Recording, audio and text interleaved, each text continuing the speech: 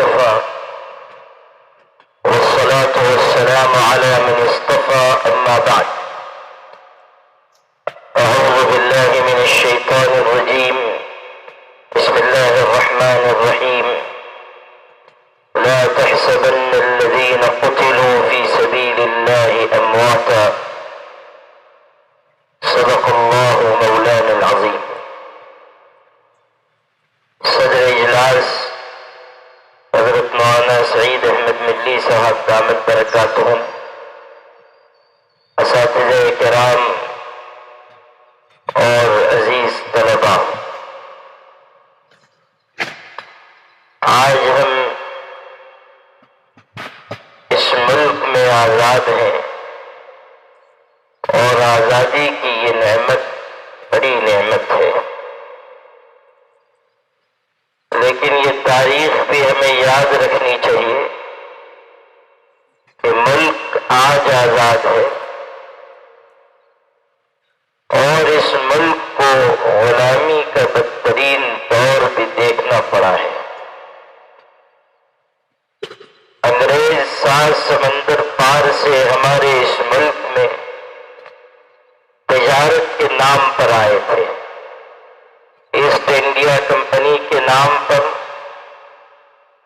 تجارت کے بہانے سے اس ملک میں انگریزوں نے قدم رکھا اور پھر آہستہ آہستہ انہوں نے اس پورے ملک پر قبضہ کیا۔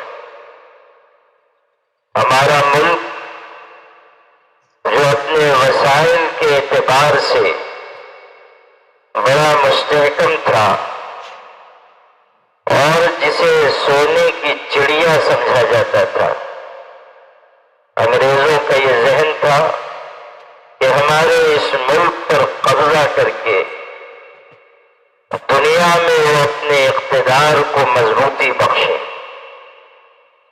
اور چونکہ انگریز ایسی قوم ہے جس کے پاس ذہانت بھی ہے اور محنت بھی، انہوں نے ان دونوں چیزوں کو استعمال کر کے آہستہ آہستہ تدریجاً ہمارے اس ملک پر قبضہ کیا، اور جو حکومت اس ملک میں تھی کچھ اپنی تدبیروں کے ذریعے اور کچھ لوگوں کو خرید کر ان کی وفاداریاں تبدیل کر کے اس حکومت کو کمزور کیا، اور ایک وقت آیا کہ اس ملک کی حکومت ختم ہو گئی، مغل بادشاہوں کا دور مٹ گیا، ان کی سلطنت تباہ ہو گئی اور اس ملک پر انگریزوں کا قبضہ ہوا، اور پھر انگریزوں نے اس ملک کے لوگوں کو اپنے مظالم کا نشانہ بنایا، مسلمانوں کو بھی، ہندوؤں کو بھی، اور اس ملک میں رہنے والے الگ الگ مذاہب، الگ الگ تہذیب کو ماننے والے لوگوں کو بھی۔ انگریز کا مقصد صرف یہ نہیں تھا کہ اس ملک پر ان کا قبضہ رہے، انہوں نے اس کی کوشش کی کہ اس ملک میں اپنے مذہب کی تبلیغ کریں، عیسائیت کو پھیلائیں۔ اس کے لیے انہوں نے مشنریز کا استعمال کیا اور 7 سمندر پار سے مختلف مبلغین کو، ان کے مذہب کی تبلیغ کرنے والوں کو اس ملک میں بلایا گیا، انہیں موقع دیا گیا، مضبوطی عطا کی گئی، اور انہوں نے اس بات کی کوشش کی کہ اس ملک میں بسنے والوں کو اپنے مذہب کے رنگ میں رنگ دیں۔ یہ جو آج اس ملک میں کوشش ہو رہی ہے کہ کسی ایک خاص تہذیب کو اس ملک میں نافذ کیا جائے، ہمارے ملک میں بسنے والے کالے انگریزوں نے گورے انگریزوں سے یہ انہوں نے ان سے سیکھا ہے، حالانکہ ہمارا یہ ملک الگ الگ مذاہب رہا ہے، اور یہی اس کی خوبصورتی ہے، یہی اس ملک کے لیے، اس ملک کی تہذیب کے لیے، اس ملک کی گنگا جمنی تہذیب کے لیے خوبصورتی کی بات ہے کہ یہاں الگ الگ ذہن و مزاج کے لوگ، الگ الگ طور طریقے والے لوگ اطمینان کے ساتھ، سہولت کے ساتھ، اپنے مذہب اور تہذیب کی آزادی کے ساتھ، اپنے ضمیر کی آزادی کے ساتھ رہتے اور جیتے آئے ہیں۔ لیکن اب اس تہذیب کو نشانہ بنایا جا رہا ہے اور بہت تیز رفتاری سے ملک کو اس سمت میں لے جانے کی کوشش ہو رہی ہے جو ہمارے اس ملک کے لیے کسی طرح مناسب نہیں۔ تو انگریزوں نے بھی اس کی کوشش کی کہ اپنا مذہب یہاں کے باشندوں پر لاگو کریں، اور عیسائی مشنریز کے ذریعے انہوں نے عیسائیت کو پھیلانے کا کام کیا۔ کچھ لوگ یہ سمجھتے ہیں کہ انگریزوں کے خلاف جو ہمارے علماء نے کوشش کی وہ صرف اس لیے کہ انہوں نے اس ملک پر قبضہ کیا تھا۔ یقیناً یہ بھی وجہ تھی، لیکن یہ بھی بنیاد تھی کہ یہاں کے رہنے والے لوگوں پر انگریزوں نے اس طور پر ظلم ڈھانا شروع کیا کہ انہیں اپنے مذہب کی طرف راغب کر رہے ہیں، اور کچھ کمزور لوگوں کو زور زبردستی سے اپنے مذہب میں داخل کر رہے ہیں۔ لوگوں کو خریدا گیا، لوگوں کو ڈرایا گیا، لوگوں کو دھمکایا گیا، اور طرح طرح کی تدبیریں اختیار کی گئی۔ اسی لیے اس کے خلاف جو سب سے طاقتور آواز بلند ہوئی وہ مسلمانوں کی طرف سے بلند ہوئی۔ آپ عزیز طلباء کو یہ جاننا چاہیے، اور ہمیں پوری طاقت سے اس ملک میں یہ بات کہنی چاہیے کہ جد و جہد آزادی میں واضح طریقے پر اپنی بات کہنے کا آغاز ہم نے کیا تھا۔ ملک کی آزادی کی طاقتور آواز ہم نے بلند کی تھی۔ ہمارے علماء تھے، ہمارے مدرسے کے لوگ تھے، اور ابھی یہاں بات کہی گئی کہ حضرت شاہ عبدالعزیز صاحب نے فتویٰ دیا۔ یقیناً انہوں نے فتویٰ دیا، مدرسے کے ایک عالم نے فتویٰ دیا، لیکن یہ بات صحیح نہیں ہے کہ سب سے پہلے انہوں نے فتویٰ دیا اور پھر آزادی کی لڑائی شروع ہوئی۔ یا یہ جو بات ہمارے ملک میں کہی جاتی ہے اور آج کل بہت زور و شور سے کہی جانے لگی ہے کہ 1857 اس ملک کی پہلی جنگ آزادی ہے، یہ بہت بڑا جھوٹ اس ملک میں پھیلایا جا رہا ہے، اور اس لیے پھیلایا جا رہا ہے کہ آزادی کی لڑائی کا وہ حصہ جس میں زیادہ تر مسلمانوں کی شرکت رہی ہے، دوسری اقوام کی مدد کے بغیر اس حصے کو حذف کر دیا جائے۔ آزادی کی پہلی لڑائی 1857 میں نہیں لڑی گئی۔ سرکاری طور پر بھی بہت سی جگہوں پر پروگرام ہوتے ہیں اور کہا جاتا ہے 1857 پہلی جنگ آزادی۔ جھوٹ ہے، بہت بڑا جھوٹ ہے۔ 1803 میں شاہ عبدالعزیز صاحب نے فتویٰ دیا تھا، اور ان سے بھی پہلے آزادی کی لڑائی چل رہی تھی علی وردی خان بنگال میں، ٹیپو سلطان میسور میں، اور ملک کے مختلف حصوں میں جو اس وقت چھوٹی بڑی ریاستیں مسلمانوں کی تھیں، ان میں سے کئی ریاستوں کے راجا مہاراجا اپنی فوج کے ساتھ انگریزوں سے لڑے، کہیں جیتے بھی، انگریزوں کو اپنے علاقے سے نکال دیا۔ لکھنؤ میں لڑائی لڑی گئی اور علماء نے اس میں بنیادی کردار ادا کیا۔ اور یہ بھی 1857 سے بہت پہلے کی بات ہے، اور لکھنؤ کے آدھے حصے سے انگریزوں کو بے دخل کر دیا گیا۔ مولانا احمد اللہ شاہ مدراسی تھے، آپ ان کی تاریخ پڑھیے کہ کس طرح انہوں نے انگریزوں کے خلاف ایک منظم جد و جہد کا آغاز کیا، اور 1857 سے بہت پہلے انگریزوں کے خلاف چھوٹی بڑی لڑائیاں ملک کے مختلف حصوں میں لڑی گئی۔ آپ سب جانتے ہیں کہ جب تک ٹیپو سلطان شہید زندہ رہے، انگریزوں کو یہ کہنے کی ہمت نہیں ہوئی کہ یہ ملک ہمارا ہے۔ 1799 میں ان کی شہادت ہے۔ 1799 میں انگریزوں کا مقابلہ کرتے ہوئے شہید ہوئے، اور وہ بھی شہید نہ ہوتے، جنگ نہ ہارتے اگر ان کی فوج کے لوگ غداری نہ کرتے۔ کچھ لوگ بک نہ جاتے، کچھ لوگ سونے چاندی کے عوض اپنے ضمیر کو گروی نہ رکھتے، لیکن اللہ کی طرف سے تقدیر یہی تھی کہ وہ جام شہادت نوش فرمائے، اور ملک ابھی آزادی کی منزل سے ذرا دور رہے۔ یہ اللہ کی تقدیر تھی اور پوری ہوئی۔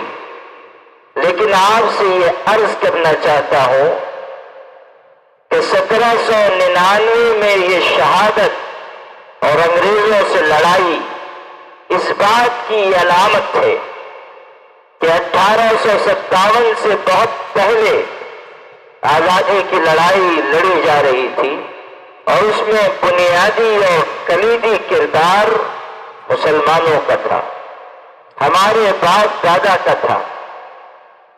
بعد کے دور میں ہمارے ہندو بھائی بھی بڑی تعداد میں شریک ہوئے، اور گاندھی جی کو مسجد میں لا کر مسلمانوں کے درمیان متعارف کرا کر ایک سوچے سمجھے منصوبے کے تحت آزادی کی لڑائی کو ایک رخ دیا گیا، اور اس کے بعد دونوں قومیں، ہندو بھی مسلمان بھی، بڑی تعداد میں آپس میں مل جل کر انگریزوں سے لڑتے رہے۔ یہ اس ملک کی خوبصورتی ہے کہ جب وقت پڑا اس ملک پر تو ہم نے کوئی بھید بھاؤ نہیں کیا، ہم نے مذہب کی بنیاد پر کوئی دیوار نہیں کھڑی کی۔ ہندو بھائیوں نے بھی، مسلمانوں نے بھی آپس میں ایک دوسرے کے اشتراک کے ساتھ آزادی کی لڑائی لڑی ہے، اور اس ملک کے باشندوں کی قربانیوں کے نتیجے میں ملک آزاد ہوا۔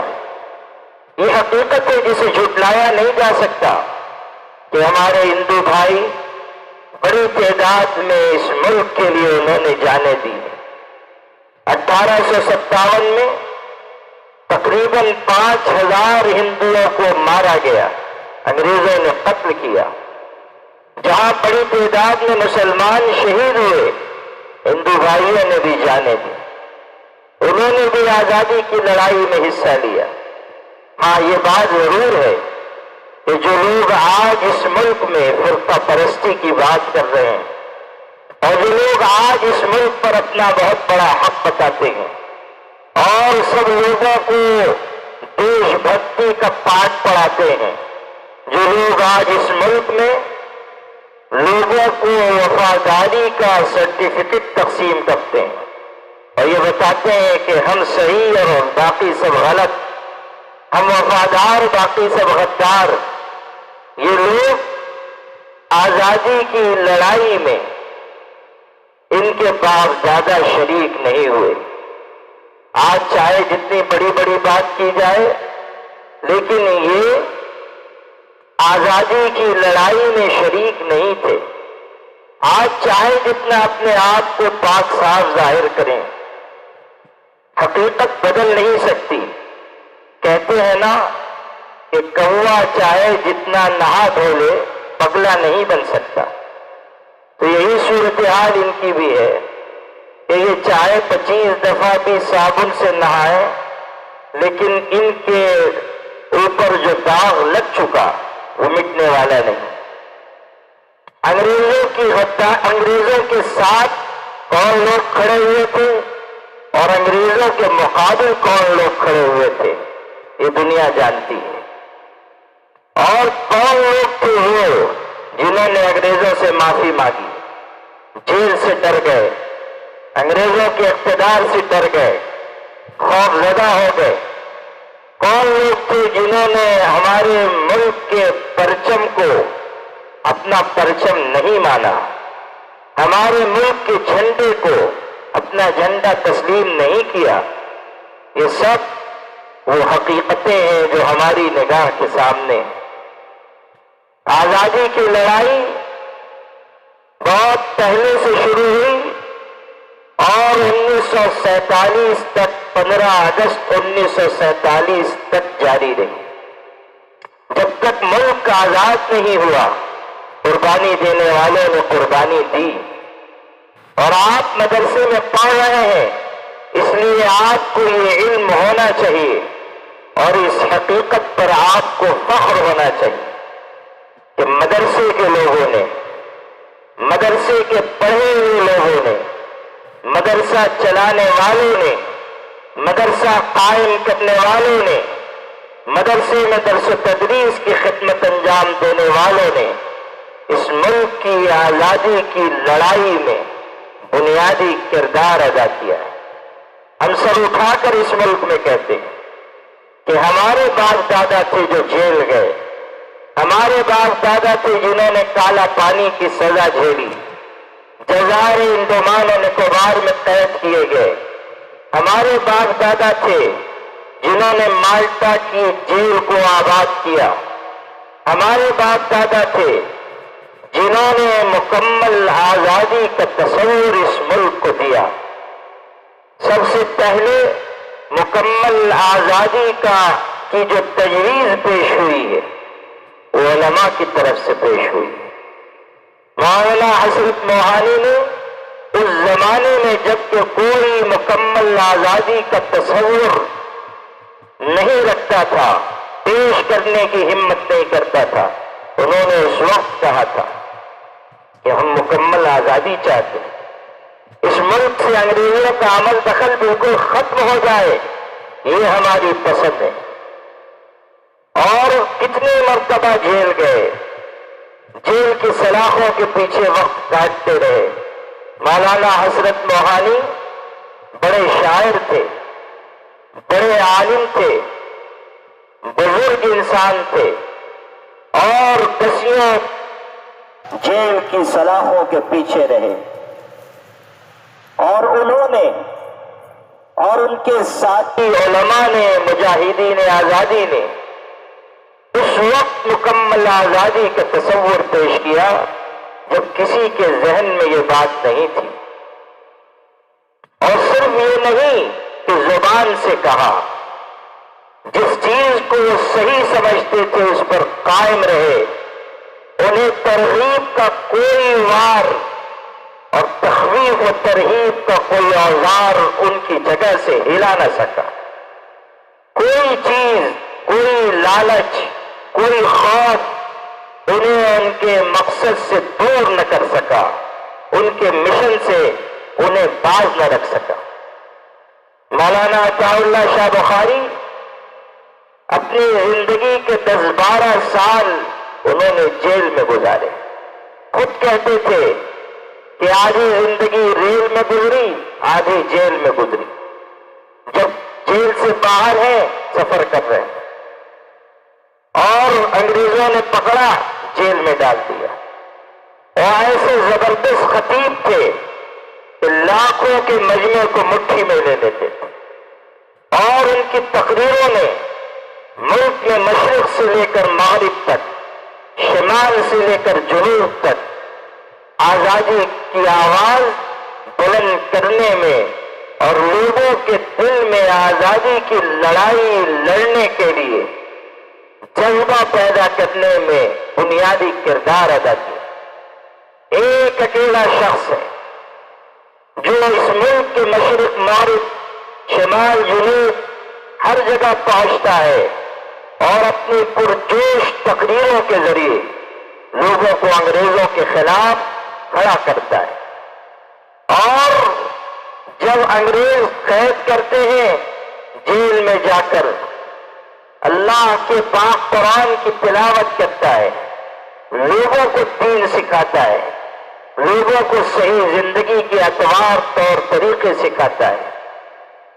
انہی کا قصہ ہے، جیل میں تھے، انگریز جیلر آیا اور جانتا تھا کہ یہ بڑے عالم ہیں، بڑے خطیب ہیں، ادب بھی کرتا تھا، تو آ کر کہنے لگا کہ شاہ جی کوئی میرے لائق کوئی خدمت ہو، کوئی ضرورت ہو بتائیے، کوئی ضرورت ہو بتائیے۔ شاہ جی نے کہا ضرورت ہم اللہ سے کہتے ہیں، اپنی ضرورت ہم اپنے اللہ سے کہتے ہیں۔ کہنے لگا اچھا میرے لائق کوئی خدمت بتا دیجئے۔ فرمایا ہمارا ملک چھوڑ کر چلے جاؤ، تمہاری سب سے بڑی خدمت یہی ہے کہ ہمارا ملک چھوڑ کر چلے جاؤ۔ اس جذبے کے ساتھ اس ملک میں ہمارے بڑوں نے قربانی دی۔ مولانا آزاد کو انگریز عدالت میں پیش کیا گیا تھا۔ وہ زمانہ ایسا تھا انگریزوں کا عروج کا آفتاب نصف النہار پر تھا، کوئی ان کے خلاف کچھ کہہ نہیں سکتا تھا، لیکن مولانا ابوالکلام آزاد نے تاریخی بیان دیا انگریز جج کی عدالت میں، اور قول فیصل کے نام سے ان کا وہ بیان چھپا ہوا ہے، پوری ایک کتاب۔ جیل میں بیٹھ کر انہوں نے اپنا بیان لکھا، اور ایسا زبردست کہ پڑھنے سے تعلق رکھتا ہے، اور اسی میں انہوں نے یہ بات کہی تھی اس زمانے میں جبکہ انگریز کی مخالفت آسان نہیں تھی۔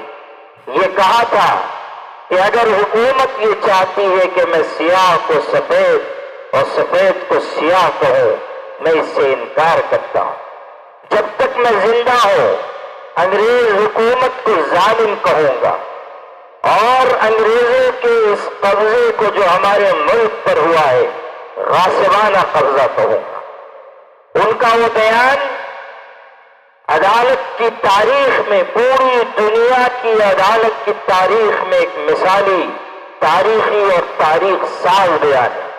ہمارے طلباء کو پڑھنا چاہیے کہ عالم دین کی ہمت کیا ہوتی ہے، اس کی جرأت کیا ہوتی ہے، اس کی عظیمت کیا ہوتی ہے، اور جب وہ کسی ظالمانہ اقتدار سے بھی ٹکراتا ہے تو اس کا لب و لہجہ کیا ہوتا ہے، وہ کس زبان میں بات کرتا ہے، اور فرد واحد ہونے کے باوجود کس طرح وہ ظالم حکومت کو للکارتا ہے۔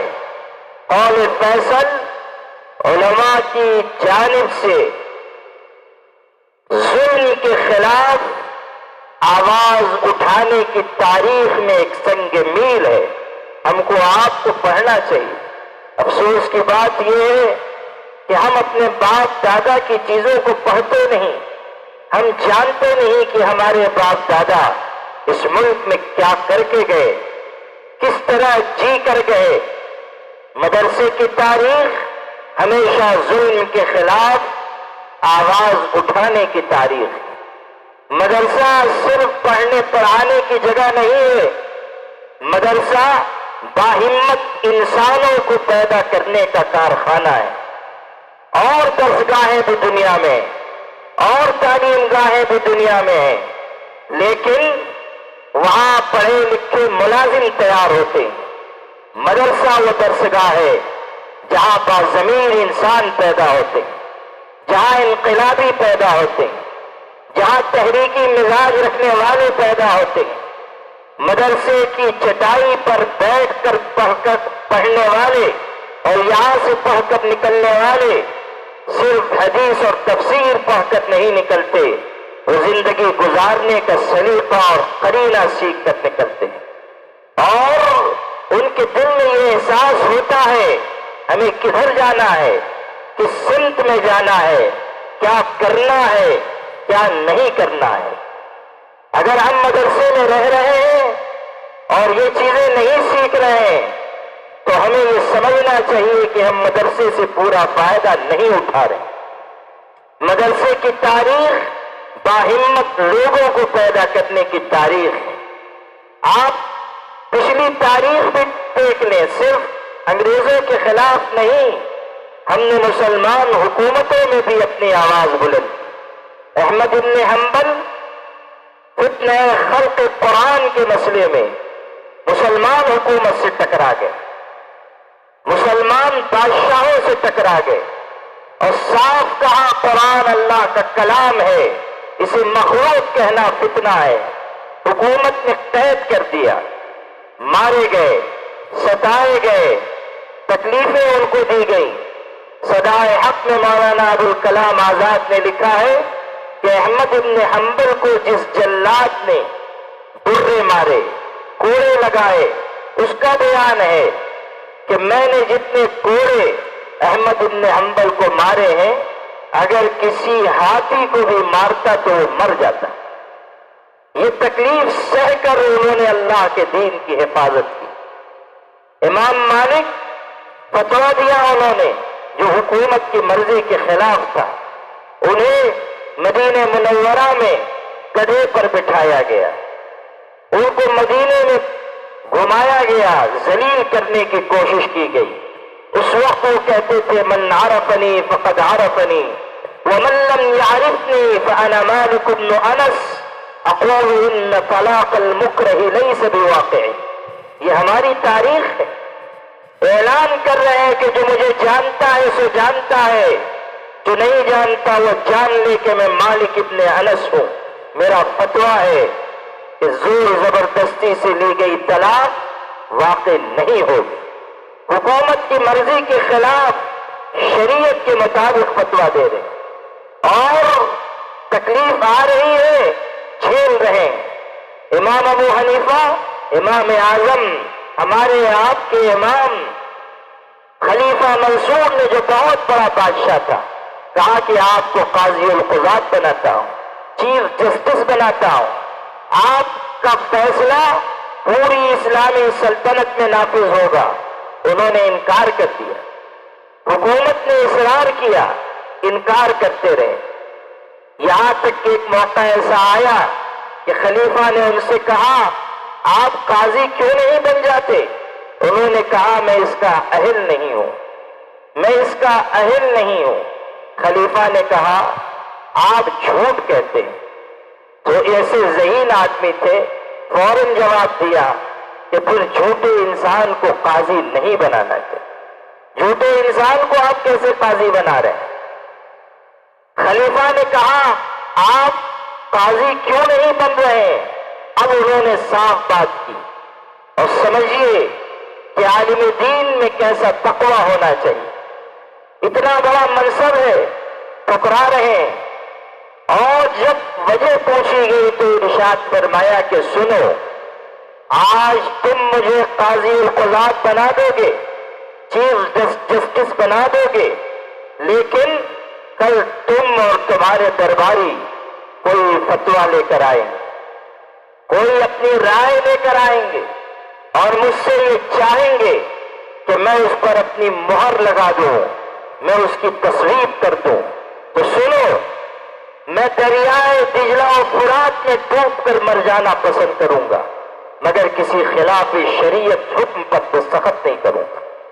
میں یہ نہیں کہہ سکتا کہ کوئی خلاف قرآن و سنت فیصلہ ہو اور اس پر میں مہر لگا دوں، میں اس پر اپنا دستخط کر دوں، یہ نہیں ہو سکتا۔ قید کر دیے گئے، حکومت نے جیل میں ڈال دیا، اور اتنے بڑے امام کا جنازہ جیل سے اٹھا۔ تاریخ آپ پڑھیے کہ امام ابو حنیفہ کا جنازہ ان کے گھر سے نہیں اٹھا، جیل خانے سے اٹھایا گیا۔ حکومت نے ان کو زہر دلوا دیا، قید خانے میں تھے، زہر دلوایا، اور جب زہر کا اثر ظاہر ہوا اور امام صاحب نے سمجھ لیا کہ اب اللہ کی بارگاہ میں جانا ہے، 70 سال کا بوڑھا انسان اٹھ سجدے میں گر گئے، جان جعفری کے سپرد کی اس حالت میں کہ سجدے میں ہیں، اللہ کے حضور میں جھکے ہوئے ہیں، جان دے دی، مگر کتاب و سنت کے خلاف کسی فیصلے کو قبول نہیں کیا۔ آج علماء کی تاریخ، مدرسوں کی تاریخ یہ ہے۔ میرے عزیزوں، ہمارے دل میں بھی یہ جذبہ ہو کہ ہم سچے عالم بنے، اچھے عالم بنے، باہمت عالم بنے، صاحب استعداد عالم بنے، ہماری زبان بھی اچھی، ہماری تحریر بھی پختہ، ہماری تنظیم و تحریک بھی مضبوط۔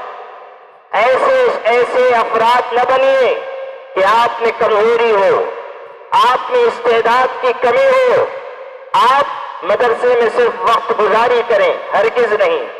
آپ مدرسے میں آئے ہیں، اپنے دل کے اندر یہ جذبہ پیدا کیجئے کہ آپ ایک اچھے عالم بن کر نکلیں، ایک اچھے حافظ بن کر نکلیں، آپ کے دل میں کتاب و سنت کا نور ہو، آپ کی زبان پر حقانیت ہو، اور آپ میں یہ شعور ہو کہ آپ ملت کو راستہ دکھا سکیں، آپ ملک کو راستہ دکھا سکیں۔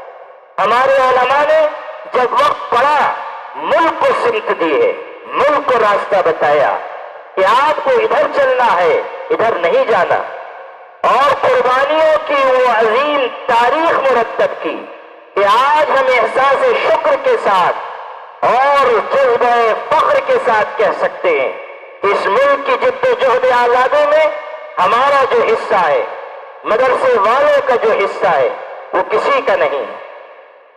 آج مدرسے سے بہت سے لوگوں کو تکلیف ہو رہی ہے، اور اسی لیے ہو رہی ہے کہ یہ جانتے ہیں کہ جو مضبوط اور طاقتور آواز ظلم کے خلاف مدرسے سے بلند ہو سکتی ہے، بلند ہوتی ہے، وہ کہیں سے نہیں بلند ہو سکتی۔ مدرسے سے جو آواز نکلتی ہے، اللہ تعالیٰ اس میں قبولیت پیدا کرتا ہے، وزن پیدا کرتا ہے۔ میرے بھائیوں، میرے عزیزوں، آپ کے دل میں میں اپنے دل کا یہ درد منتقل کرنا چاہتا ہوں کہ کل بھی ہمارے علماء نے، ہمارے بزرگوں نے، مدرسے والوں نے ملک کے لیے قربانی دی ہے۔ آج بھی اس ملک کو قربانی کی ضرورت ہے۔ کل انگریزوں کی غلامی تھی، آج نفرت کی غلامی، آج فرقہ پرستی کی غلامی ہے۔ آپ دیکھ رہے ہیں کہ نفرت کا زہر اس درجے پھیل رہا ہے کہ لوگ چلتی ہوئی ٹرین میں مسلمانوں کو گولی مار دے رہے۔ ہریانہ اور میوات میں فساد کی لہر چل پڑی، اور نفرت کی وجہ سے مسجدوں پر یلغار کی جا رہی۔ لوگ علن اعلان کہہ رہے ہیں کہ ہم مسلمانوں کا بائیکاٹ کریں گے۔ افسوس کی بات یہ ہے کہ پولیس موجود، انتظامیہ موجود، سب سن رہے ہیں۔ ایسا معلوم ہوتا ہے کہ سب سنی مسلمان ہو گئے، سن رہے ہیں، لیکن کوئی کارروائی نہیں۔ یہ اس بات کی علامت ہے کہ نفرت رگ و ریشے میں پیوست ہو رہی ہے۔ اس نفرت کے خلاف ہمیں آواز اٹھانی چاہیے، ہمیں کہنا چاہیے کہ ہم اس ملک میں نفرت کی آبیاری کو چلنے نہیں دیں گے۔ یہ ملک مسلمانوں کا بھی ہے، ہندوؤں کا بھی ہے، سکھوں کا بھی ہے، عیسائیوں کا بھی ہے، مظلوم اور پچھڑے طبقات کا بھی ہے، آدیواسیوں اور S C S T O B C کے لوگوں کا بھی ہے۔ سب کو مل جل کر اس ملک میں رہنا ہے۔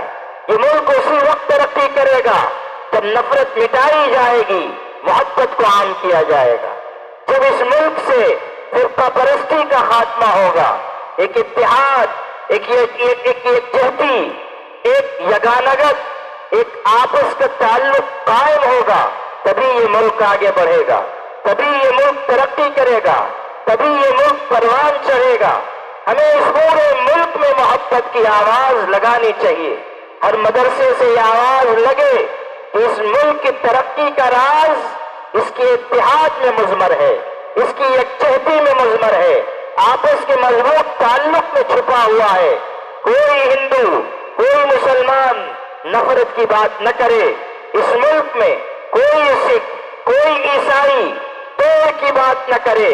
ہم اس ملک میں پوری طاقت سے یہ بات کہیں کہ نفرت جہاں ہوگی نقصان پہنچائے گی، خاندان میں ہوگی تو خاندان کو توڑ دے گی، بستی میں ہوگی تو بستی کو توڑ دے گی، اور اگر ملک میں ہوگی تو ملک کو توڑ دے گی۔ اس لیے نفرت کو مٹائیے، محبت کو بڑھائیے، یکجہتی کو بڑھائیے، آواز دیجیے اس ملک میں کہ اس ملک کو بچانے کے لیے آگے آؤ، اس ملک میں آپس کے تعلق کو مضبوط کرنے کے لیے آگے آؤ۔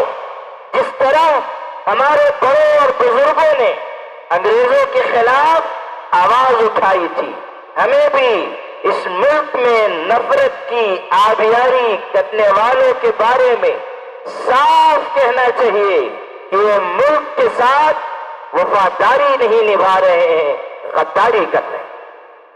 میرے عزیزوں، آزادی کی جدوجہد بہت طویل رہی ہے اور بہت زرین تاریخ، ایک حصہ اس میں سے ضرور اور عرض کرنا چاہوں گا، اور اس لیے تاکہ آپ میں علم کا شوق پیدا ہو۔ ہمارے بزرگوں نے جب آواز لگائی ملک کو آزاد کرنے کی تو ان پر مصائب کے پہاڑ توڑے گئے، ظلم کے پہاڑ توڑے گئے، انگریزوں نے جیل کے سلاخوں کے پیچھے ڈالا، اور انگریز کی جیل آج کل کی جیل کی طرح نہیں تھی۔ آج کل تو ماشاءاللہ VIP جیل ہوتی ہے، لوگ جاتے ہیں، مرغے کھاتے ہیں، ٹی وی دیکھتے ہیں، پاؤں پسار کے آرام کرتے ہیں۔ بلکہ بعض جیلوں میں جو اس طرح کے حضرات ہوتے ہیں ان کی تو باضابطہ مالش بھی کی جاتی، اس کی تصویریں بھی عام ہو چکی۔ تو ایسی VIP جیلیں اس وقت نہیں تھی، اس وقت بڑی کٹھنائیاں تھی، اور جو انڈومان نکوبار جو جزائر ہیں جس کو کالا پانی کہا جاتا تھا، وہاں تو ایسے سخت حالات تھے کہ آج ہم سوچ لیں تو کانپ جائیں۔ سانپ بچھو بھرے ہوئے تھے، زہریلے جانور بھرے ہوئے تھے، پانی انتہائی خراب، آب و ہوا انتہائی خراب۔ انگریز لے جا کر وہاں بھر دیتے تھے تاکہ یہ زہریلے جانوروں کا شکار ہو جائے، تاکہ یہ یہاں کی خراب آب و ہوا میں مر جائیں۔ کتنے لوگ شہید ہو گئے، کتنے ہمارے علماء انہوں نے جانیں دے دی، کتنے ہمارے علماء وہاں گئے تو مگر واپس نہ آ سکے، اور کتنے کتنے سال تک وہ ان جزائر میں لوگوں نے اپنی زندگی کاٹی ہے۔ جزائر انڈومان میں، نکوبار میں، پھر مالٹا کے جزیرے میں۔ آپ کو جو حصہ سنانا ہے وہ یہ کہ جو علماء ہمارے قید ہوئے تھے انڈومان اور نکوبار میں، ایسے سخت حالات ہیں، سانپ بچھو ہیں، زہریلے جانور ہیں، آب و ہوا خراب، انگریزوں کا ظلم اس پر مستعد، لیکن اس ماحول میں بھی ہمارے علماء نے علم سے اپنا رشتہ جوڑے رکھا، اور وہاں قید میں رہتے ہوئے بہترین کتابیں لکھی، بہترین تصنیفات پیش کی۔ ہمارے مدرسوں میں صرف کی کتاب پڑھائی جاتی ہے، مشہور کتاب ہے علم الصیغہ۔ آپ کو معلوم ہونا چاہیے کہ اس کے مصنف مفتی عنایت احمد کاکوروی نے یہ کتاب انڈومان اور نکوبار میں لکھی۔ کالا پانی کی سزا جھیل رہے تھے، قید میں ہیں، وہاں انہوں نے یہ کتاب لکھی۔ سیرت پر کتاب لکھی، تواریخ حبیب الہ، سیرت پر بہترین کتاب لکھی، وہیں قید خانے میں لکھی، جیل میں لکھی۔ مفتی عنایت احمد کاکوروی مجاہد آزادی تھے اور انگریزوں کے خلاف لڑتے رہے، وہاں بھی گئے، علمی کام کیا۔ تقویم البلدان نام کی ایک کتاب، اس کا ترجمہ ایک انگریز کی خواہش پر انہوں نے کیا۔ 2 سال تک محنت کی، انگریز کی فرمائش تھی، کوئی حاکم تھا، کوئی بڑے عہدے پر فائز تھا، اس انگریز نے ان سے کہا، وہیں انہوں نے جیل خانے میں اس کا ترجمہ لکھا، اور اتنا نفیس ترجمہ کیا کہ اسی ترجمے کی بنیاد پر کئی سال کے بعد انہیں وہاں سے رہا کیا گیا۔ مفتی عنایت احمد کاکوروی اپنے علمی کام کی وجہ سے انگریز کی جیل سے آزاد ہوئی، کالا پانی سے آزاد ہوئی، اور پھر اللہ نے انہیں موت بھی کیسی دی، جا رہے تھے حج کرنے کے لیے، اس زمانے میں پانی کا جہاز ہوتا تھا، جا رہے تھے، احرام کی حالت میں تھے، اور جہاز راستہ بھٹک گیا، ایک چٹان سے ٹکرا گیا، اور احرام کی حالت میں سجدے میں چلے گئے اور اسی حالت میں سمندر میں ڈوب گئے، گویا کہ حج کے مبارک سفر میں احرام کی حالت میں شہادت کی موت پائی۔ اللہ کو اس شان، اللہ کی بارگاہ میں اس شان سے گئے کہ شہادت کا اعزاز حاصل ہوا۔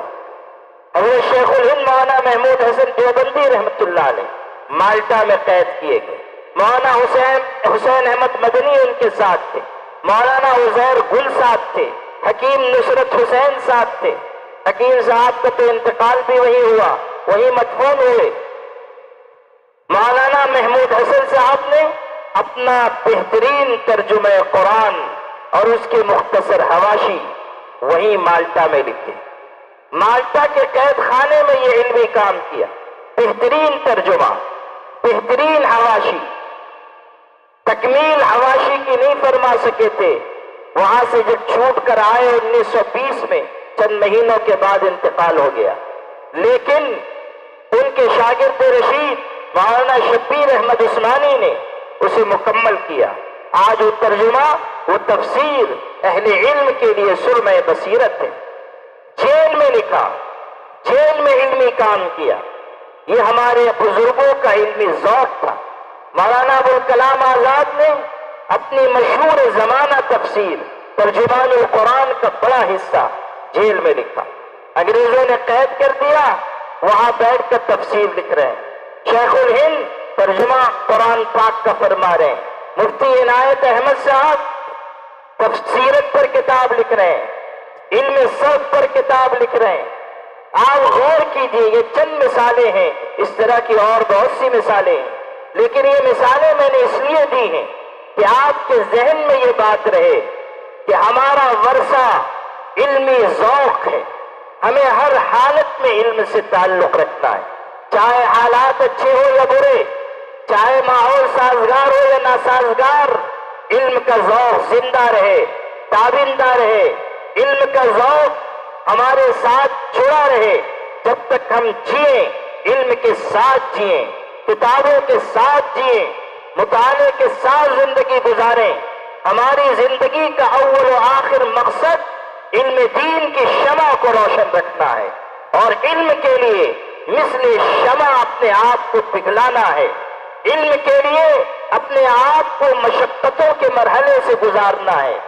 علم ہمارے لیے اعزاز ہے، دنیا میں بھی اور آخرت میں بھی۔ علم ہمارے لیے تمغہ امتیاز ہے، اس جہاں میں بھی اور اس جہاں میں بھی۔ علم ہمارے لیے رفعت و سربلندی کا ذریعہ ہے، اس فانی دنیا میں بھی اور باقی رہنے والی آخرت میں بھی۔ یرفع اللہ الذین آمنوا منکم والذین اوتوا العلم درجات۔ درجے کی بلندی انہیں ملے گی جو علم والے ہیں، جو صاحب علم ہیں۔ اس لیے مجاہدین آزادی کی تاریخ سے یہ حوصلہ بھی اپنے اندر پیدا کریں کہ ملک میں ہمارے جیسے بھی حالات ہوں، ہمیں ہر قیمت پر علم سے اپنا رشتہ جوڑے رکھنا ہے، استوار رکھنا ہے، تابندہ رکھنا ہے، اور علم کے لیے جینا ہے، علم کے لیے جان دینی ہے۔ ہمارا مقصد زندگی کتاب و سنت کے علم کو عام کرنا، پھیلانا، دنیا کے انسانوں تک پہنچانا ہے۔ الا فلیبلغ الشاہد الغائب، جس تک پہنچ چکا یہ علم، یہ پہنچائے ان لوگوں تک جہاں یہ علم نہیں پہنچائے۔ میرے عزیزوں، آزادی کی لڑائی لڑی گئی، ملک آزاد ہوا، ایک آزاد ملک میں ہم سانس لے رہے ہیں۔ اس آزادی کی نعمت کی ہمیں قدر کرنی چاہیے، اور اس آزادی کی نعمت پانے پر اللہ تعالیٰ کا شکر ادا کرنا چاہیے، اور کوشش کرنی چاہیے کہ ہم اس ملک کو موجودہ حالات کے تناظر میں، ہم اس ملک کے لیے بیش قیمت کارہائے نمایاں انجام دیں۔ اللہ تعالیٰ ہم سب کا حامی و ناصر ہو، اور اللہ تعالیٰ ہمارے ملک کے لیے خدمت انجام دینے والے تمام مجاہدین آزادی کو، جو ان میں سے جنت کے حقدار ہیں، جنت عطا فرمائے، اور جنہوں نے اس ملک کی جد و جہد آزادی میں حصہ لیا اور شہادت پا کر سرخرو ہوئے، اللہ تعالیٰ ان کے درجات بلند فرمائے۔ آج یوم آزادی کے پرمسرت موقع پر ہم تمام مجاہدین آزادی کو خراج عقیدت پیش کرتے ہیں، خراج تحسین پیش کرتے ہیں اور دعا کرتے ہیں کہ اللہ تعالی ہمارے ملک کی ہر شر سے حفاظت فرمائے اور ہم سب کو کامیاب و کامران رکھے۔ والسلام علیکم ورحمۃ اللہ وبرکاتہ۔